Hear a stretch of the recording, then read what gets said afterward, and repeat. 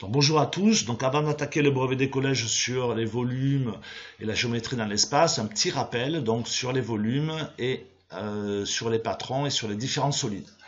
Donc, d'abord, on va revenir au problème de cinquième. Ça fait pas de mal. Voilà. Et on va rappeler un petit peu les aires. Donc, pour un triangle rectangle, donc on fait BC fois AB divisé par 2. Donc, l'aire d'un triangle, c'est la base fois la hauteur divisé par 2. Donc BC fois AB divisé par 2. Ici, ce triangle-là, c'est CE fois la hauteur, c'est-à-dire ici 2 divisé par 2. Si on compte, ça fait 1, 2, 3, 4. 4 fois la hauteur, donc 4 fois 2, 8. Divisé par 2, 4. Ce qui donne 4 cm².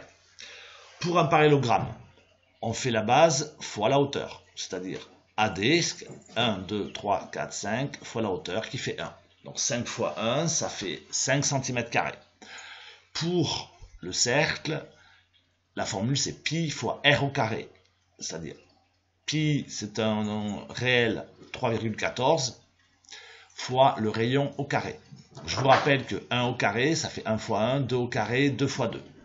Voilà, donc ça c'est pour calculer les aires qui serviront en fait de base pour les volumes. Voilà. Donc vous allez devoir souvent ici calculer, puisque la formule c'est toujours la base fois la hauteur. Donc, en général, c'est toujours la base fois la hauteur. Voilà. Ici, on a la base fois la hauteur, la base fois la hauteur. Et lorsque c'est pointu, eh bien, on divise par 3. Tout simplement. Donc, ici, vous devez prendre la base du parallélogramme. Donc, A, B, C, D. Donc, longueur fois largeur fois la hauteur. Et comme c'est pointu, on divise par 3.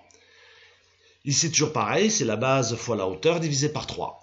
Donc, comme c'est un triangle rectangle, on fait donc AB fois AC divisé par 2. Donc là, on a la base et on multipliera par la hauteur. Donc ici, on n'a pas tracé la hauteur.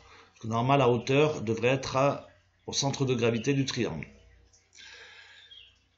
Mais vous inquiétez pas, brevet des collèges, on vous donnera la hauteur. Pour le cylindre, donc c'est la base fois la hauteur.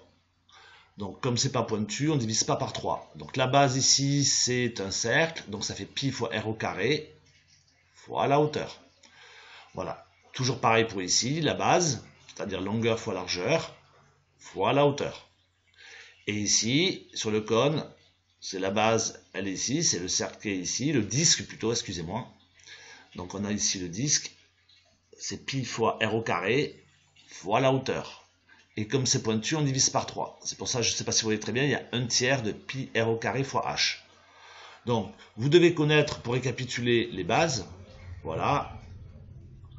Vous multiplierez par la hauteur, et lorsque c'est pointu, vous diviserez par 3. Donc, dernière chose pour calculer les volumes, ici je vous ai mis un tableau de conversion sur les décimètres cubes, les litres.